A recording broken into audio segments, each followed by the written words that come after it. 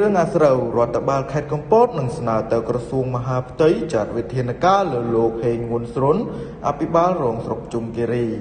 រដ្ឋបាលខេត្តកំពតនឹងស្នើទៅក្រសួងមហាផ្ទៃដើម្បីចាត់វិធានការលោកហេងងួនស្រុនអភិបាលរងស្រុកជុំគិរីបន្ទាប់ពីប្រព្រឹត្តអំពើដែលធ្វើឲ្យប៉ះពាល់ទៅលើសេចក្តីថ្លៃថ្នូរកិត្តិយសរបស់ខ្លួននិងអង្គភាពតាមរយៈសេចក្តីប្រកាសព័ត៌មានរបស់រដ្ឋបាលខេត្តកំពតនាថ្ងៃទី3ខែមីនានេះឲ្យបានដឹងថាការវេលាយប់ថ្ងៃទី2ខែមីនាឆ្នាំ2025នាពេលថ្មីនេះរដ្ឋបាលខេត្តបានពិនិត្យឃើញមានព័ត៌មានលើបណ្ដាញសង្គមជាច្រើនករណីបានបង្ហោះឃ្លីបវីដេអូលោកហេងងួនស្រុនអភិបាលរងស្រុកជុំគិរី